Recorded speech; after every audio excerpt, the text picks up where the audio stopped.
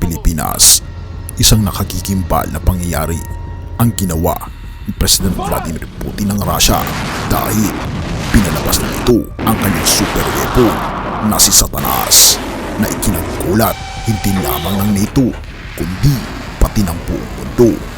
Halika, atin itong pag-usapan mga kaibigan.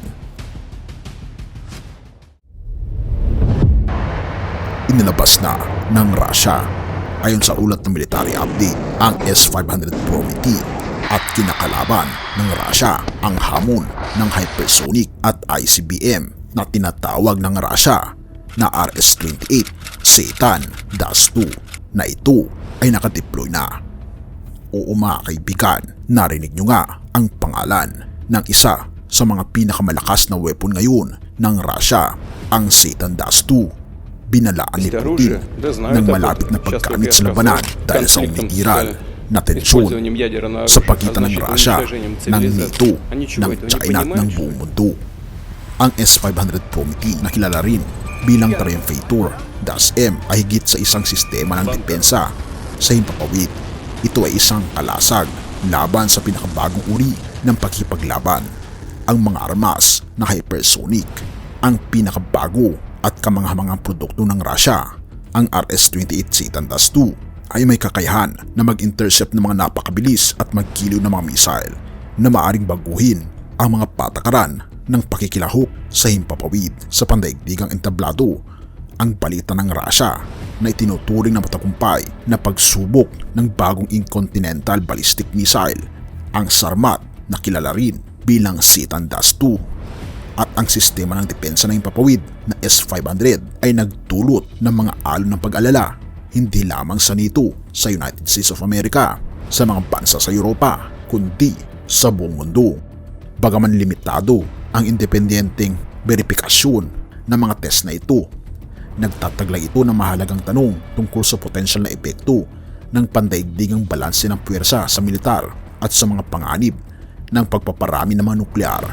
Ang pagsusuri na ito ay sumasaliksik na iniulat na kakayahan ng mga sistemang ito, sumasaliksik sa potensyal na pinagsamang lakas na kanilang kinakatawan at sinisiyasat ang mas malawak na geopolitics na implikasyon. Pebrero 2024, isang baliktad na panahon. Noong Pebrero 2024, inihayag ng Russia ang matagumpay na pagpaputok ng sistema ng S-500 sa mga hypersonic target.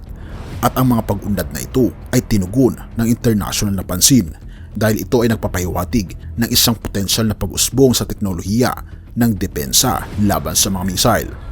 Bagaman limitado ang patungkol sa ulat na ito, binabanggit ng Russia na tila baga handang-handa na sila para sa pangatlong digmaan, ang huling digmaan sa buong mundo bago ito mawawasak. At dineploy na nila si Satanas, ang Satan-2 na nagbigay ng napakalaki na epekto hindi lamang sa NATO kundi sa buong mundo. Ang mga labanan kasi ngayon ay ganit na hindi lamang ang pinakamalakas kundi ang pinakamabilis na weapon. Kung sino ang mas mabilis ang missile, siya ang panalo. At ang kalasag na pinili ni Russian President Vladimir Putin ay si Satanas, ang Satan-2. Kaibigan, ano ang masasabi mo patungkol sa topikong ito? I-comment mo naman sa ibaba upang malaman ko rin ang iyong kuro-kuro.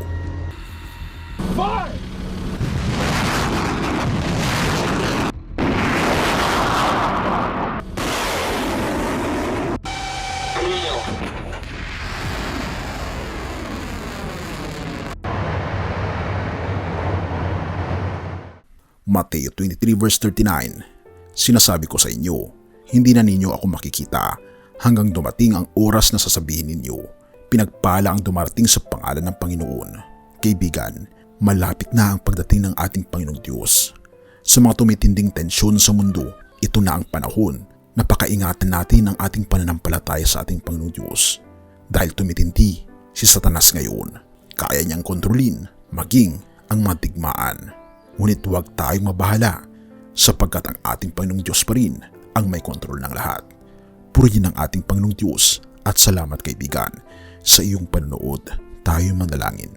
Ama naming banal mga Panginoon naming Diyos, Kami po'y lubos na nagpapasalamat sa inyo dahil kayo po, Panginoon, ang nagbibigay sa amin ng kapanatagan ng loob sa mga nangyayaring hindi po namin alam kung paano po nangyayari.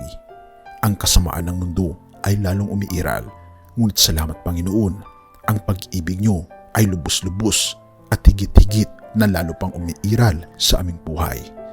Tulungan kami, Panginoon, na magkaroon ng mas malapit na relasyon sa inyo at pakaingatan ang inyong mga anak at patawarin po kami, Panginoon, sa lahat ng aming pagkukulang at pagkakasala, sapagkat ito ay aming samot hiling sa matamis na pangalan ng aming Panginoon Jesus.